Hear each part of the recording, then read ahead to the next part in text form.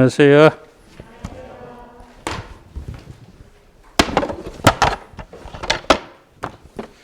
오늘부터 민법을 강의할 건데 제 이름은 뭐 이미 들으신 분은 들으셨겠지만 이대호고요.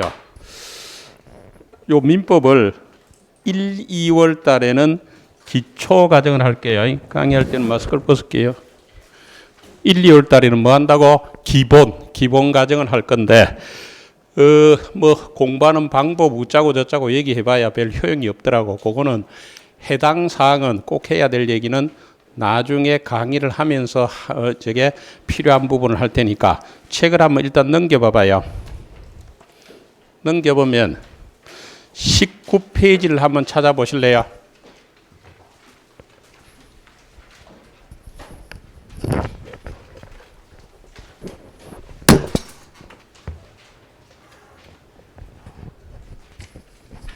(19페이지) 찾으면 뭐 나와요? 민법 총칙 나오죠. 여기서 10문제 나와요. 10문제. 그래서 지금부터 약 3주 정도에 걸쳐서 민법 총칙을 강의할 텐데, 민법 총칙은요, 말 그대로 봐봐요. 민법 총칙은 민법의 전반적인 총체적 규정이야. 민법의 전반적인 총체적 규정이니까 대단히 내용이 추상적 내용이죠. 추상적이다. 그래서 처음에 공부하시는 분은 굉장히 힘들어요. 힘들어서 강의를 좀 설명을 잘 듣고 이 복습을 좀 하셔야 되고 좀 꼼꼼히 복습을 하셔야 돼. 그런데 놀랍게도 시험에 다 와가서 실제 시험 칠 때 되면 민법 총칙에 10문제 나오면요. 10문제 나오면 합격권에 드신 분들은 대부분 7, 8문제를 맞춰요. 그래서 처음에는 접근하기가 힘들다. 추상적이라서.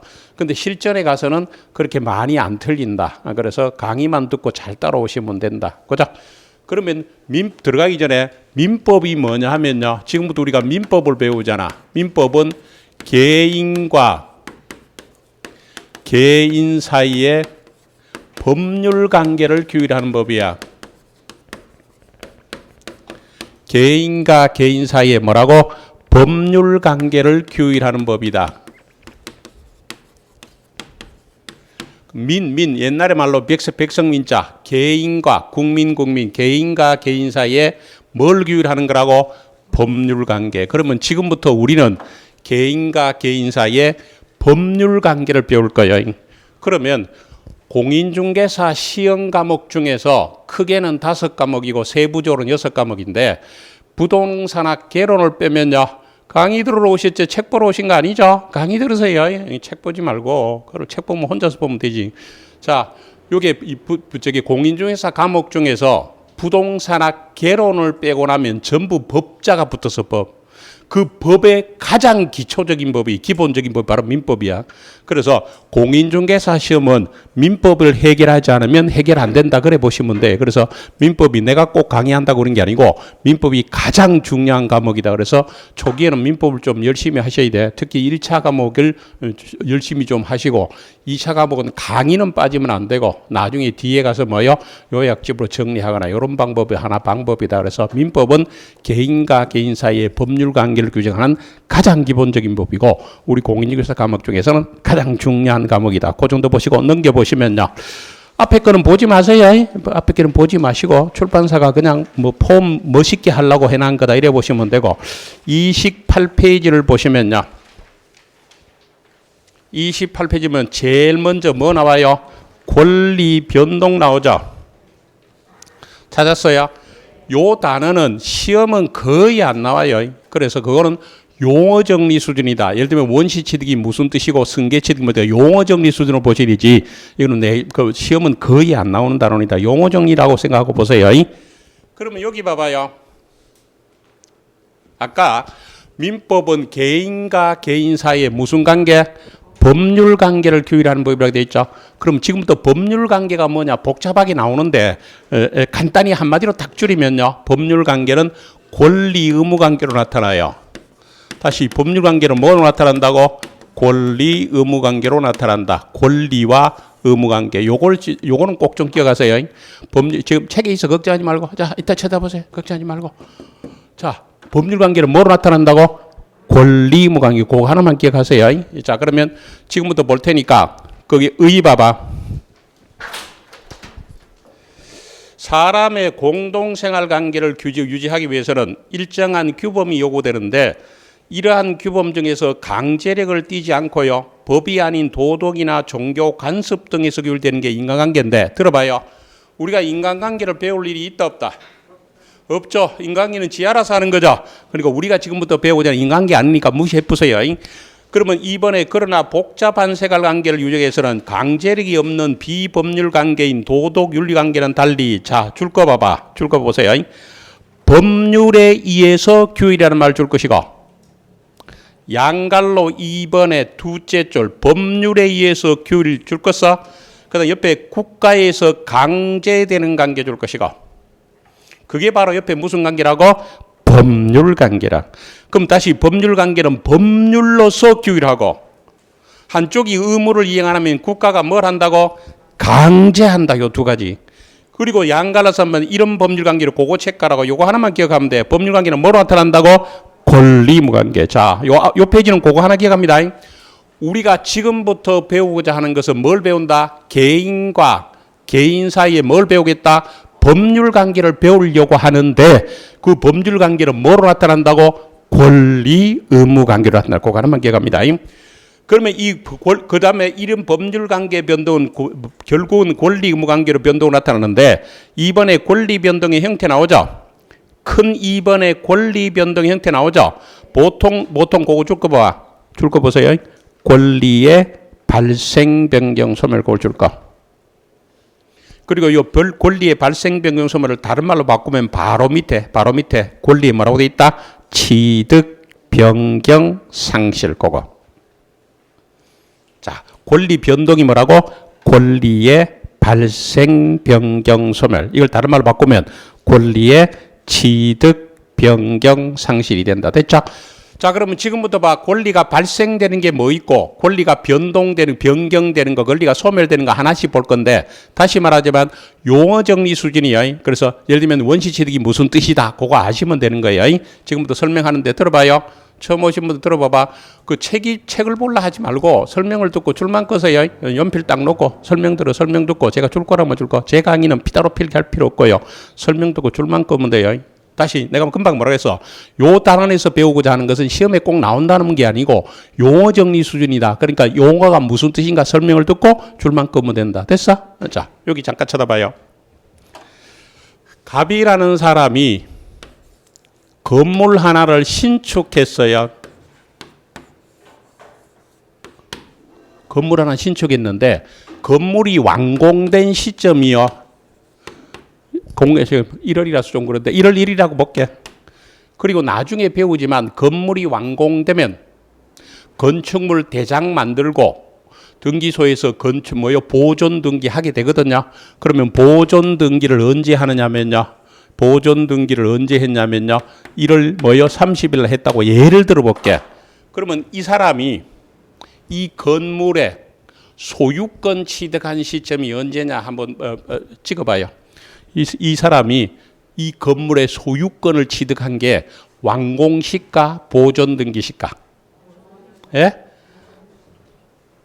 참고로 공부 처음 하시는 분 있죠? 처음 하시는 분들은 대답만 하면 틀려요. 다시 공부 처음 하시는 분들은 대답하면 무조건 틀려. 그러면 대답할 때 뭐라고 생각하면 돼? 요렇게 생각했으면 요렇게 대답하면 놀랍게도 맞아보잖아. 그 연습 한번 해보세요, 오늘. 그자 대부분의 처음 공부하시는 분들은 요게 뭐요? 보존 등기한테 아니야. 건물이 소유권 취득한 시점을 언제 취득한다고? 완공시에 소유권 취득해요. 완공시에 소유권 취득하자. 그렇다면 한번 조금 생각해봐. 뭐 이런 그게 중심가에는 거의 없지만 외곽으로 보면 옛날 기존에 있던 이렇게 마을이나 이런 데 보면 무허가 주택이 있을 수 있죠. 그럼 무허가라는 것은 건축 허가 안 받고 건물 지은 거죠. 그러면 그 사람들도 법적으로 민법상으로 소유권이 있을까 없을까? 소유권이 있을 것도 없을 것 같아. 있잖아. 봐봐. 보존 등기 안 해도 건물이 완공되는 순간 소유권이 있다 그랬잖아. 그럼 무허가 건물 갖고 있는 사람도 법적으로 소유권이 있다 없다? 있다. 매각이 가능할까 안 할까? 가능해요. 중개가 가능할까 안 할까? 가능해요. 다만 이게 무허가라는 게 설명만 하면 돼. 됐죠? 자, 그러면 이런 경우에는 이 사람은 없던 건물 새로 지었죠. 없던 건물 새로 지어서 소유권 취득했잖아. 그럼 이걸 뭐라 하면 원시 취득이라 불러. 이걸 뭐라 한다고? 원시 취득이라고 부른다. 그러면 원시 취득이라는 뜻이 뭐야? 원시 취득이 뭐라고? 전에 없던 권리 새로 생기는 거죠. 다시 전에 없던 권리가 새로 생긴다. 이게 뭐라고? 원시 취득. 건물 신축 생각하시고. 자, 하나만 더 볼게. 요 새로 지금 요번 달에 새로 들으시는 분 대부분 새로 듣는다 생각하고 제가 강의할 거야. 그럼 새로 들으시는 분들은 다음 달에요. 2월 달에 취득시효를 배울 거니까 지금 공부할 때 취득시효가 뭔가 신경 쓰지 마. 다음 달 2월 달에 배울 거야. 그럼 오늘은 뭘 신경한다? 원시 취득이 뭔가를 신경. 그게 공부방법이야. 그러면 취득시효 한번 봐봐요. 갑명의로 갑이 등기가 된 부동산에 갑명의로 등기된 부동산에 을이라는 사람이 지 거라고 생각하고 자기 부동산이다 생각하고 20년간을 소유의 의사로 평온공인하게 점유하면 등기함으로써 소유권 취득한다. 이걸 취득시효라고 배우게 될 거예요. 예를 들면 뭐 앞에 11월 10일에 들으신 분은 내가 뭐라고 설명했냐면 이게 산청에 땅이 하나 있는데 상청에 이게 소유자는 부산에 살고 있고 산청에 살고 있는 을이 지 땅이다 생각하고 20년 동안 평온공인하게 점유를 해 농사지었죠. 그러면 나중에 등기를 이전법으로 소유권이다. 이게 취득시효고. 아니면 이 건물이 내 건물이 아닌데도 내 건물이다라고 생각하고 얼마 동안 20년간 내가 이 건물을 사용하거나 점유를 했죠. 그러면 시효취득, 소유권 취득한다. 이걸 뭘 한다고? 시효취득. 근데 들어봐. 이거는 이 사람이 소유권을 취득했는데 전에 없던 권리가 아니죠. 전에 없던 권리가 아니고 소유자가 여기 있잖아. 그렇지만 이 사람이 소유권 취득할 때는 없던 권리 새로 취득한 이 사람의 권리를 단절시켜버리고 없던 권리를 새로 취득한다. 이것도 원시취득이란 말이야. 그럼 원시취득은 그게 두 가지겠네요. 하나는 뭐고? 그야말로 없던 권리 뭐 하는 거고? 새로 생기는 거고. 또 하나는 기존의 권리를 취득하더라도 앞의 권리를 뭐 시켜보고? 단절시키고 마치 처음 취득한 것처럼 취득시킨다. 이게 뭐라고? 원시취득. 자, 원시취득, 제일 밑에 권리의 발생 찾았어? 제목이 1번에 원시취득 돼 있잖아요. 원시취득인데 첫째 줄 첫째 줄 체크해봐. 어떤 권리가 타인의 권리에 기초함이 없이 특정인에게 새로 발생하는 거다. 다시 원시취득이 어떤 권리가 타인의 권리에 기초함이 없이 특정인에게 새로 발생한다. 이게 뭐라고? 원시취득. 여러분들 둘째 줄 오른쪽에 시효취득 하나 줄 것이고 셋째 줄 오른쪽에 건물을 신축하는 경우에 건물 소유권 취득. 그 두 개만 기억해 일단. 다시 시효취득하고 뭐하고? 건물 신축하는 경우에 건물 소유권 취득. 이런 걸 무슨 취득이라 한다고? 이런 걸 무슨 취득을 한다고? 원시취득이고. 원시취득은 없던 권리 새로 취득하는 거야. 그 다음 여기 보세요. 갑이요. 앞으로 그림을 그릴 때 이렇게 그리면요. 건물이에요. 건물. 이렇게 그리면 토지고요. 토지고. 이렇게 그리면요. 나무가 있으니까 임야야. 뭐 저런 거 하지 말고 그렇다 이렇게 생각해. 건물, 토지, 임야. 그런데 갑이라는 사람이 이렇게 건물을 이렇게 부동산을 갖고 있다가 어느 날 건물을 팔아서 이전 등기를 해요. 참고로 다시 말하지만 앞으로 다 배울 거니까 걱정하지 말고 가볍게 들어. 건물을 새로 신축했을 때는 건물이 완공되면 소유권 취득하지 보존 등기해야 취득하는 거 아니야. 그게 원시취득이랬죠.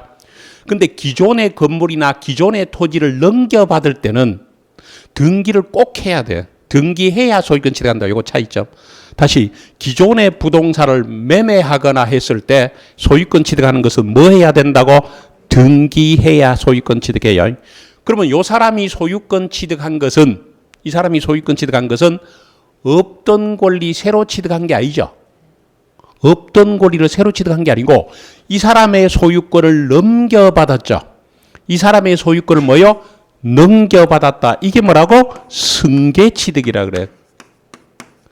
요거는 처음 취득하는 거고 이거는 앞에 권리 넘겨받았으니까 뭐 하는 거라고? 승계취득이야. 근데 승계취득 중에서 요 사람의 권리를 이전 받아왔죠. 소유권 이전. 이 사람의 권리를 뭐 받아왔다고? 이전 받아왔으니까 뭐라고? 이전적 승계라 하고. 이전적 승계라 하고. 이 사람이 여러 개 권리 중에서 건물을 넘겨받았잖아. 한 개 권리 넘겨받았죠. 건물. 요거 뭐요? 딱 찍어서 넘겨받았잖아. 그래서 특정 승계라 한다. 요거. 특정 승계. 그런데 설명 다 듣고 줄만 끄면 돼. 요번엔 봐봐요. 요 사람이 집도 있고 땅도 있고 임야도 있는데 돌아가셨어. 돌아가신 분을 뭐요? 피상속인 불러. 상속으로 한다면 돌아가신 분을 뭐라 부른다고? 피상속인. 그러면 살아서 상속받는 사람이 뭐가 될까? 상속인이 될 거란 말이에요. 그죠? 우리 공인중개사 시험에서 상속이라는 말이 가끔씩 나오는데 상속인이 여러 명이면 상속분을 계산해야 돼. 그럼 문제가 복잡해져. 그래서 우리 시험에 상속 나올 때는 전제가 단독 상속이라고 나온다고.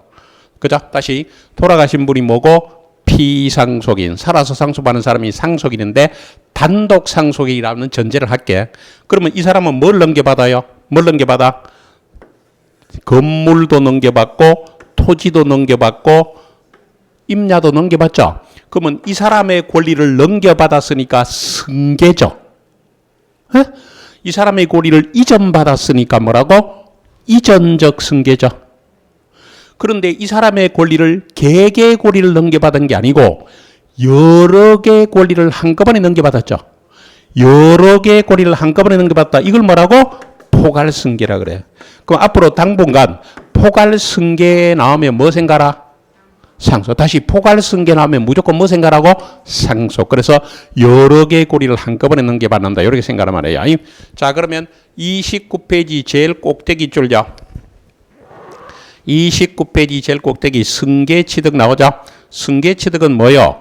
타인의 권리에 의해서 취득하는 거죠. 다시 승계취득은 뭐라고? 타인의 권리에 의해서 취득하는 것인데 그 중에 이전적 승계가 있죠.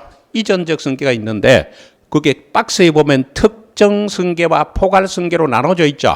특정 승계는 개개의 권리만 줄 것이고 특정 뭐가? 개개의 권리가 넘어와요.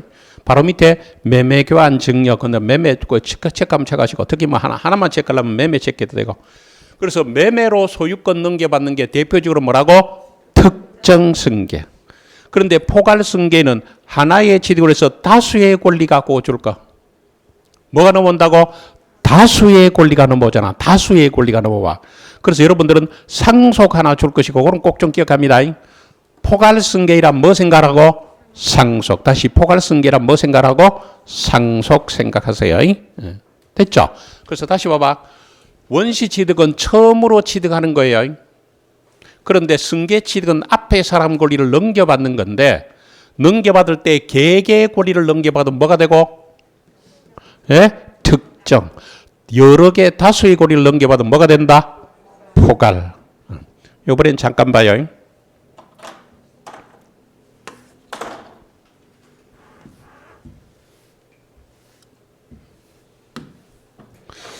자, 갑이라는 사람이 소유권 갖고 있는 부동산이 하나 있다고 보는데 요런 거 다음 달에 물건법 할 때 배울 테니까요. 처음 들으시는 분은 이런 거 신경 쓰지 마시고요. 그냥 가볍게 듣고 줄만 끄세요.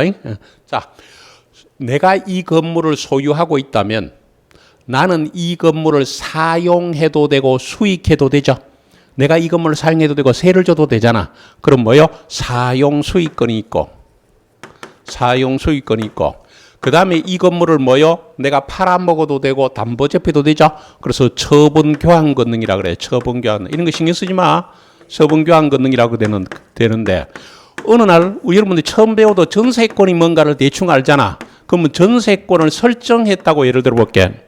그러면 이 건물이 내 건물인데 내가 다른 사람에게 전세권 설정했다고 소유권을 뺏기는 건 아니죠. 소유권이 그대로 갖고 있잖아. 요건 이해가 돼? 다만요, 내 건물이지만 내가 사용수익 못 하죠. 내 건물이지만 내가 사용수익 못 하고 누가요? 전세권자가 사용수익 하겠죠. 그러면 요거 둘 중에 하나를 뺏겠잖아. 그러면 내 건물이지만 나는 사용수익을 못 하는데 제한을 받고 있잖아. 제한. 그래서 요런 걸 뭐냐면 제한 물건이라 그래. 나중에 배워. 제한 물건이죠. 그러면 제한 물건을 뭐 했다고? 설정했다. 요게 설정적 설정. 그런데 앞에 하고 이전적 승계하고 다른 점이 이전적 승계는 앞에 있는 사람 권리는 없어지고 요 사람이 권리 취득하죠. 이전. 요것도 요 사람의 권리는 없어지고 요 사람이 권리 취득하죠. 이전. 근데 설정적은 뭐요? 요 사람의 권리는 그대로 남아있고 그 중에 일부를 제한받고 있잖아.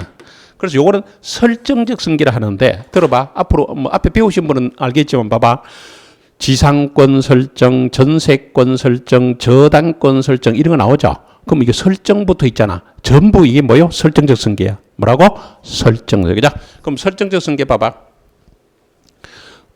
동그라미 2번이에요. 설정적 승계 뭐라고? 구권리자의 권리는 그대로 존속하면서 권리 내용의 일부에 새로 권리 취득하는 거죠. 동그라미 2번이라 그랬어. 동그라미 2번. 구권리자의 권리는 그대로 존속하면서 권리 내용의 일부에 새로 권리 취득한다. 이렇게 돼 있죠. 그 다음 옆에 소유 줄 거 봐. 소유권에 기한 지상권, 전세권, 저당권 설정 줄 것이는데 그게 지상권, 전세권, 저당권의 설정 밑에다가 이렇게 적어. 뭐라고? 제한물건의 설정이라고 적어. 그걸 줄이면 뭐라고? 제한물건의 설정. 그러면 제한물건을 설정하는 것이 전형적인 무슨 승계라고? 설정. 뭐라고? 설정적 승계. 그죠? 설정적. 그래서 지상권 설정했다. 전세권 설정했다. 저당권 설정했다. 여기 바로 뭐라고? 설정적 승계다. 되겠죠? 자, 이제 승계 취득 봤어요. 승계 취득 받고 이전적 승계는 앞에 있는 사람 권리는 없어지고 넘겨주는 건데 넘겨줄 때 개개 권리를 넘겨주면 뭐가 되고? 특정.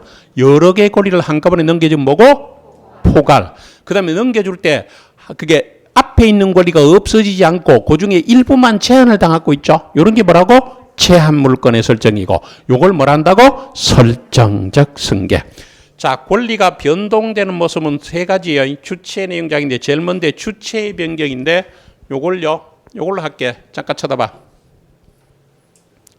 갑이라는 사람이 건물을 매매해서 을에게 팔았죠. 색깔 끊는 게 중요한 게 아니고 설명 들어. 오늘 첫째 날도 늘 눈에 거슬리는 분이 한 분 계시네. 그러지 말고 색깔 끊는다고 실력 넣는 게 아니잖아. 강의 들어라 강의. 자, 갑이요. 건물을 팔아서 을에게 소유권 넘겨줬죠. 그러면 이 건물주가 갑에게서 을로 바뀌었죠. 다른 말로 소유자가 갑에게서 바뀌었죠. 그럼 건물 주인이 바뀐 거잖아. 그게 다른 말로 바꾸면 뭐예요? 주체가. 뭐가 바뀐 거라고? 주체가 바뀐 거다. 혹시 이해가 돼? 그러면 결국 주체가 변경된 것은 뭐하고 똑같아? 이전 승계하고 똑같은 말이죠. 그러니까 주체가 변경이 뭐라고 돼 있어? 권리 주체가 변경되어서 뭐에 해당한다고? 권리 승계. 뭐라고? 권리 승계. 그 주체가 바뀐 거다. 그래서 머릿속에 이렇게 주인이 바뀐 거다. 주체가 바뀌었다. 그게 뭐예요? 주체의 변경. 내용의 변경은 첫 번째 질적 변경 나오죠. 찾았어요? 네, 잠깐만 쳐다봐요. 갑이 세탁소 사장님이고요. 을이요. 단골 고객인데 양복 한 벌을 드라이 맡겼죠. 양복 한 벌을 뭐 맡겼다고? 드라이 맡겼어. 그럼 요 두 사람의 관계는요. 단골이니까 인간관계다. 아니다. 법률관계다. 어느 거? 네? 법률관계지.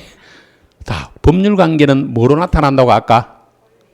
권리, 의무 관계로 나타난다 있죠? 자, 쉽게. 그럼 이 사람의 세탁소 사장님의 권리는 세탁비 받을 권리잖아. 이 사람의 권리는 세탁된 양복 돌려받을 권리가 됐죠. 그럼 이 사람의 의무는 세탁비 줘야 될 의무. 이 사람은 양복 돌려줘야 될 의무가 있는 거잖아. 쉽죠? 안 쉬워? 자, 여러분들이 장원고시에 등록한 거는 장원고시 원장님하고 인간관계야, 법률관계야? 법률관계죠. 여러분들의 권리는 강의 들을 권리, 의무는 학원비 낼 의무. 여기 혹시 의무는 이행 안 하고 권리만 행사하는 분 안 계세요? 자, 그러면 이 사람의 의무는 뭐라고? 세탁된 양복을 돌려줘야 될 의무가 있다고. 근데 드라이 마치고 다림질 하고 있는데 TV에서 연속극이 나오죠. 그런데 뭐가 나와? 재벌집 막내 아들의 마지막 회가 나오죠. 허망하지 않았어? 누가 TV 보니까 어디 보니까 이런 말 나오더라고.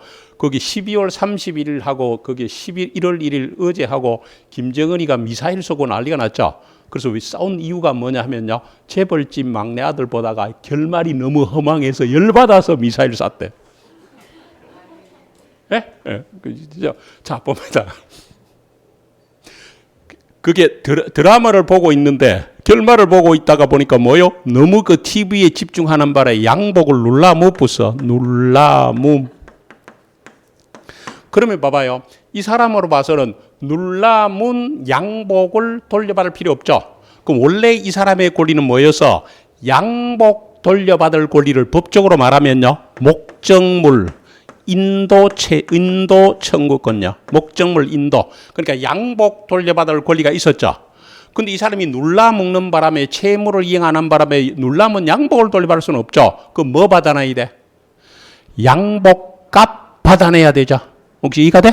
그럼 이게 뭐요? 손해배상 청구권으로 바뀌었잖아. 그럼 이게 이 사람의 원래 권리는 목적물 인도 청구권이었는데 저 사람이 눌러먹는 바람에 손해배상 청구로 바뀌었죠? 그러면 이거하고 이거는 성질이 완전히 다르죠? 이게 뭐요? 성질적 변경. 다른 말로 질적 변경. 성질이 바뀌었다. 뭐라고? 질적 변경. 그래서 동그라미 1번 질적 변경 찾아서 그 질적 밑에다가 뭐요? 성질이라고 하죠. 성질이 바뀌는 거야. 그래서 첫째로 이제 그것만 하나 줄 거. 첫째로 저게 물건의 인도를 목적으로 하는 채권이 손해배상 채권으로 변하는 그거 줄 것이고 머릿속에 뭐 생각해? 눌라면 양복 생각하세요. 그러니까 목적물 인도를 목적으로 하는 채권이 뭐로 바뀌었다? 손해배상 채권으로 바뀌었다. 이게 뭐요? 질적 변경. 다른 말로 바꾸면 성질. 뭐라고? 성질. 이번에는 잠깐만 쳐다보실래요? 소유자가 갖고 있는 권능이 크게 두 가지야. 소유자가 갖고 있는 권능이 크게 두 가지야. 하나는 뭐고? 사용 수익 권능, 처분 두 가지죠. 그런데 이 사람이 전세권 설정했다. 다른 말로 제한 물건 설정하면 사용 수익권이 뺏기죠. 그러면 전세권 설정하니까 사용 수익권이 한 개 뭐요? 줄었잖아. 수량이 줄었죠. 그러면 전세 기간이 만료되면 이 사람이 다시 사용수익하면 되죠? 자, 그럼 봐봐. 전세권 설정하니까 소유권 수량이 줄였죠. 전세권이 끝나니까 소멸하니까 소유권 수량이 늘어났네요. 수량이 바뀌는 거예요. 뭐라고? 수량. 요걸 양적인데 양적 밑에다 수량이라고 적어. 양적 변경 다른 말로 뭐요? 수량. 그래서 그게 첫째 줄 오른쪽에부터 두째 줄로 넘어갑니다. 소유권의 객체에 제한 물건이 설정하고 바로 여기까지는 체크할까? 이미 설정 제한 물건 소멸을 이렇게 제한 물건 소멸. 제한 물건의 설정, 제한 물건 소멸을 체크하면 되죠. 그럼 다시 한번 들어봐. 제한 물건이 설정되면 소유권 수량이 어찌 되고 줄어들고 제한 물건이 소멸하면 소유권 수량이 늘어나죠. 이게 이제 양적 변경. 다른 말로 뭐요? 수량의 변경이다. 그죠? 자, 그러면 넘어가기 전에 요거 권리 변경 하나 더 있어. 근데 넘어가기 전에 봐봐. 주체가 바뀌었다. 말 그대로 뭐요? 예를 들면 매매로 소유권이 이전됐으면 소유자가 바뀌었으니까 주체가 바뀐 거 맞죠? 그 다음에 내용이 바뀌는 것은 성질이 바뀌는 뭐하고 질적하고 수량이 바뀌는 뭐요? 양적 변경이 있는데 질적 변경의 대표적인 게 뭐? 물건, 인도, 목조라는 채권이 서로 서로 바뀌는 거고 그 다음에 양적 변경의 대표적인 게 뭐요? 제한 물건이 설정되면 소유권 수량이 줄어들고 제한 물건이 소멸되면 소유권 수량이 늘어나죠? 이런 거다 넘기시고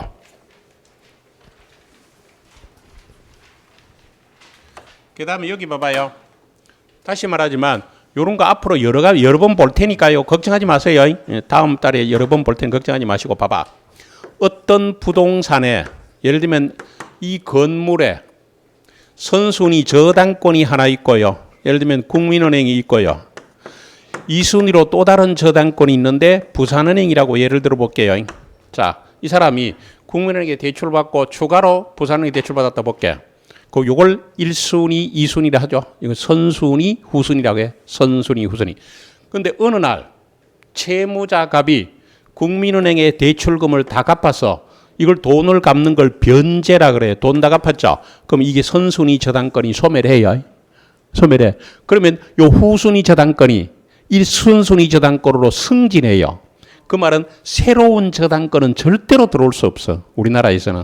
그러면 새로운 저당권 항상 밑으로 들어오죠. 그러면 자기가 넘버2였다가 넘버1이 없어지면 넘버1으로 승진하죠. 요게 이제 작용의 변경의 대표적인 거야. 이게 뭐라고? 이게 이제 말이 이게 안 나다. 앞에 거는 다 이제 뭐 승계 이전 뭐 이게 대충 그게 되는데 요거는 잘 안 하다니까 요거는 좀 신경 쓰세요. 그래서 작용의 변경은 뭐라고? 권리의 효력 변경인데 첫째로 이제 그거 하나만 줄 거. 저당권의 순위가 승진하는 거. 다시 뭐라고?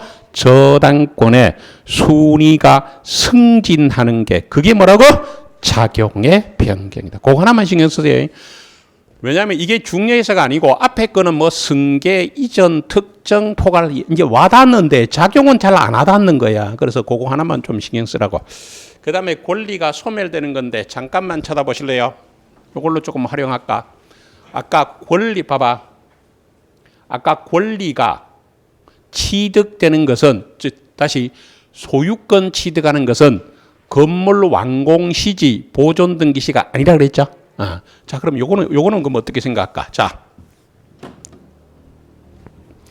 앞으로 그림을 요렇게 그리면요. 앞으로 요렇게 그리면 사우나가 아니고요.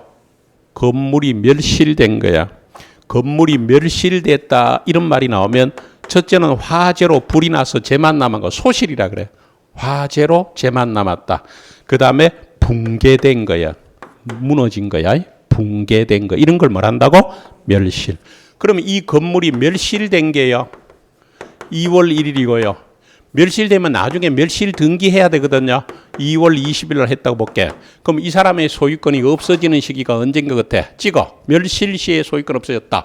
멸실 등기했을 때 소유권 없어졌다. 어느 거? 네?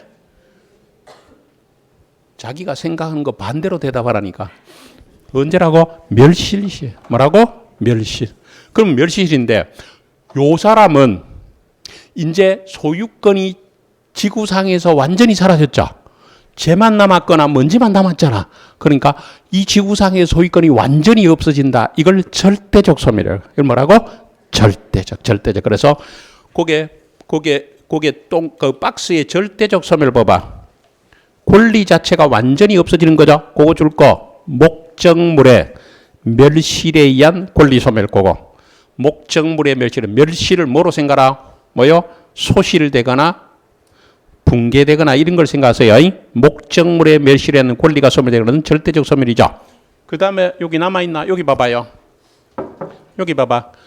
요 사람이 건물을 매매해서 소유권 이전 등기하면 이 사람의 소유권은 없어지고 이 사람이 소유권 취득했죠. 그러면 이 사람은 소유권 없어지니까 권리가 소멸된 거죠. 근데 이거는 지구상에서 사라진 게 아니고 여기로 넘어가 있죠. 이걸로 그러면 이 사람 입장이 뭐라고? 상대적 소멸. 이 사람 입장에서 뭐라고? 상대적 소멸이란다. 그래서 그 상대적 소멸은요. 권리 자체가 소멸되어 있는 게 아니고 권리 주체만 바뀐 거죠. 자, 그거 줄 거. 매매로 매도인이 권리를 상실하는.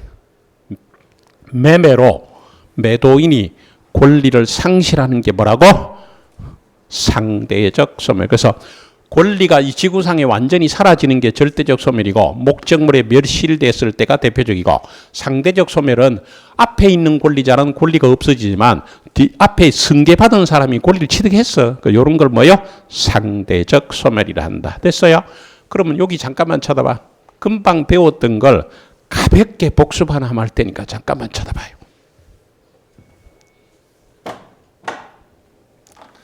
자, 갑이 을에게 어떤 부동산 매매에서 소유권 이전 등기를 해요. 자, 아까 이런 얘기 했죠. 건물을 처음에 지었을 때는 완공 시에 소유권을 원시 취득하지만 나중에 취득한 소유권, 부동산을 매매 같은 거 할 때는 반드시 뭐 해야 된다? 이전 등기해야 소유권이 넘어간다 그랬죠. 자, 그러면 이런 경우에 매매로 이전 등기했어요. 그러면 요 사람 입장에 본다면 권리가 어찌 된 거야? 소멸된 거죠. 그러니까 이거 돼? 돈은 받았지만 소유권 없어졌잖아. 그럼 요 사람은 권리를 뭐 한 거야? 취득한 거고. 우리가 쳐다보니까 어째요? 건물주가 갑의 기술로 바뀌었죠. 권리가 뭐 된 거야? 변경. 다시 이쪽에 매도인 쪽에서 보면 권리가 상실, 소멸된 거고 매수인 법에는 권리가 취득, 발생된 거고 우리가 쳐다보니까 건물주가 바뀌었으니까 권리가 변경된 거잖아. 여기까지 이해가 돼? 그러면 이쪽에 권리가 소멸됐을 때는 절대적이야, 상대적이야? 요거 상대적이죠. 매매로 소유권 넘기는 걸 무슨 취득이라고? 상대적 소멸이다. 자, 권리가 바뀌었어. 자, 가만 생각해봐. 주체가 바뀌었을까? 책에 없어. 책에 없어. 주체가 바뀌었을까? 내용이 바뀌었을까? 작용이 바뀌었을까? 매매로 소유권 넘어갔다. 뭐가 바뀐 거야? 건물주가 바뀌었잖아. 뭐가 바뀌었다고? 건물주가 바뀌었잖아. 뭐가 바뀐 거야? 주체. 뭐가 바뀌었다고? 주체. 자, 이것은 권리 취득에서 원시 취득이야, 승계 취득이야? 예? 승계. 이전적이야, 설정적이야? 이전적이죠. 이전적 승계 중에서 특정 승계야, 포괄 승계야? 예? 특정. 그 특정 승계잖아. 됐죠? 요 정도로 보시면 돼. 됐다. 요 정도로 권리의 발생, 변경, 소멸을 마무리 짓게요. 그 다음에 뭐 나오냐면 권리 변동의 원인 나오죠. 자, 들어봐요. 아까 우리는 민법은 개인과 개인 사이의 법률 관계를 규율하는 법이라 했죠. 그리고 법률 관계는 뭐로 나타난다고? 권리 의무 관계로 나타난 거고요. 그리고 권리 의무 관계는 권리 관계는 고정된 게 아니고 변동돼서 권리 변동을 보고 있는 거죠. 그 권리 변동의 원인인데 이것도요. 설명 듣고요. 책에 줄 만큼은 되고요. 잠깐만 쳐다보실래요? 처음에 공부할 때는 조금 어려울 수 있으니까 한번 잘 들어봐. 요런 거는 오늘 끝내는 게 아니고 나중에 3월 달에 또 할 거예요. 갑이라는 사람이 매도인이고 을이 매수인이야. 토지를 매매한다고 예를 들어 볼게. 그러면 요거요. 계약, 매매라는 계약은 2월 말에 배워요. 계약에서 매매도 배우고 계약도 배우니까 다시 말하면 걱정하지 말고 다 배워. 갑이 이렇게 해서 야, 내 토지 1억에 사라. 이걸 청약이라 그래요. 이걸 계약 청약인데 청약이 뭐냐면 봐봐. 뭐라고? 계약을 청한 거야. 청약이 뭐라고? 계약을 청한 거다. 그러니까 이 사람이 좋다 1억에 사겠다고 뭘 했다고? 승낙을 하잖아. 그러면 한쪽이 1억에 사라라고 청약하고 한쪽이 1억에 사겠다고 승낙하면 매매 계약이 체결돼요. 이 예에서는 내가 매매를 예를 들어서 매매 계약, 그죠? 그러면 이쪽이 청약해도 되죠? 청약은 꼭 매도인이 하는 게 아니야. 이쪽은 청약을 뭐라고 하면 돼? 네 땅 내인데 1억에 팔아라 라고 청약하고 좋다 1억에 받게 이러면 계약이 체결되는 거죠. 자, 계약이 체결되면 두 사람의 관계는 무슨 관계다? 인간관계다, 법률관계다? 법률관계고 법률관계는 뭐로 나타난다고? 권리 의무 관계로 나타나지. 자, 그럼 매도인의 권리는 뭐예요? 그냥 말로 하면 매도인의 권리는 돈 받을 권리죠. 다시 매도인의 권리는 뭐라고? 돈 받을, 매매 대금 받을 권리죠. 이걸 폼나게 바꾸면요. 대금, 지급, 청구권이야. 돈 받을 권리죠. 그럼 매수인의 권리는 뭐야? 닦는 게 받을 권리잖아. 매수인의 권리는 돈 주고 닦는 게 받을 권리죠. 닦는 게 받을 권리를 뭐요? 폼나게 바꾸면, 법적으로 바꾸면 뭐라고? 소유권, 이전 청구권이야. 그래서 법을 전공하시는 분들은 법은 쉬운 내용을 어렵게 만들어놨다 그렇게 생각해 보세요. 돈 받을 권리라면 다 알아먹을 건데 뭐 대금 지급 청구권, 닦는 게 받을 권리, 소유권, 이전 청구권. 그 다음에 권리가 있으면 의무가 있다고 생각하세요. 아까 권리 의무 관계라 그랬죠. 권리가 있으면 의무가 있어. 그러면 요 사람의 의무는 뒤집으면 되잖아. 요 사람의 의무는 뭐야? 닦는 겨줄 의무죠. 닦는 겨줄 의무다나. 그럼 이걸 다른 말로 바꾸면 뭐? 소유권, 이전 의무. 이 사람의 의무는 뒤집으면 대금 지급 의무죠. 대금 지급 의무.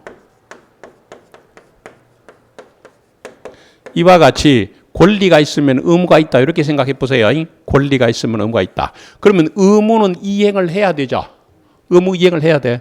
그러면 요 사람은 요 사람에게 뭐 주고? 대금을 지급하고, 이 사람은 이 사람에게 뭐 한다? 소유권 이전 등기하죠. 소유권 뭐 했다고? 이전 등기. 그러면 이전 등기를 하면 아까 저기서도 봤지만 권리가 변동된 거죠. 이 사람은 소유권 없어지고 이 사람은 소유권 취득했잖아. 그래서 이걸 아까 금방 뭐라 그랬어? 권리 뭐라고? 변동. 권리 뭐라고? 변동. 권리가 변동됐잖아. 이런 단계를요, 성약과 승낙을 의사표시라 하고요, 계약을 법률행위라 해요. 지금부터 하나씩 배울 거예요. 오늘 법률행위 배울 거고 다음 주에 의사표시 배울 거 하나씩 배울 거니까 걱정하지 마. 권리 변동은 금방 배웠잖아. 기초. 뭐 권리가 뭐라고? 발생, 변경, 소멸. 오늘 좀 이따 배울 거고 나중에 다음 주 배울 거니까 걱정하지 마. 그럼 요래놓고 학자들이 각 단계별로 용어 하나씩을 만들어놨는데 그걸 좀 익숙해지셔야 돼. 의사표시는 법률 사실이고요. 요게 법률 요건이라 하고요. 이걸요, 법률 효과라 그래. 이래놓고 한번 가만히 생각해 봐. 자, 한 사람이 청약하고 한 사람이 승낙하면 계약이 체결되죠. 계약이 체결되면 두 사람의 관계는 법률 관계가 됐죠. 그러면 두 사람은 권리 의무 관계가 생기는 거죠. 자, 그러면 청약과 승낙을 의사표시라 하잖아. 그러면 의사표시는요, 법률 행위를 구성하는 구성 요소가 되겠죠.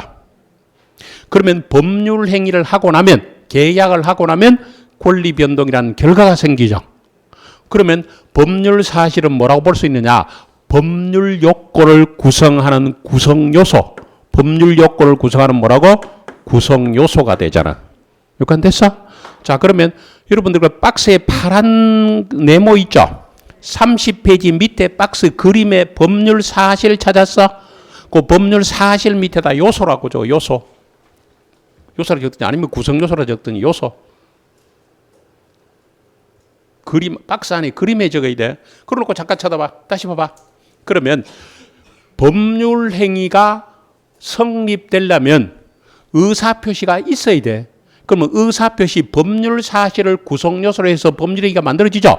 그러면 이 법률 요건이 만들어지면 이 법률 행위를 기초로 권리 변동이 생기죠. 그러니까 매매 계약이 성립했으니까 권리무가 생기는 거잖아.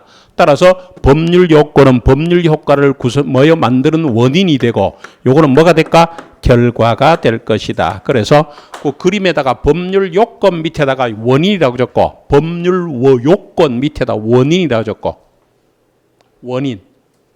그 다음에 옆에 법률 효과 옆에다 결과라고 적어봐. 그럼 우리 책인 그림을 옆으로 돼 있죠? 그럼 옆으로 돼 있어도 이렇게 보면 잘 뭐라고? 법률 사실을 구성 요소로 해서 법률 요건이라는 원인이 만들어지면 이걸 원인으로 해서 법률 효과는 뭐가 생긴다? 결과가 생기잖아. 그리고 밑에 예를 봐봐. 법률 사실은 청약, 승낙 줄 거면 되잖아. 청약, 승낙. 청약, 승낙은 대표적인 뭐가 되고? 법률 사실이고. 법률 요건은 매매 계약, 계약 줄 거, 계약. 그러면 이제 법률 효과가 생기는데, 법률 효과 그게 갑을 밑에다가 권리 변동이라고 적어봐.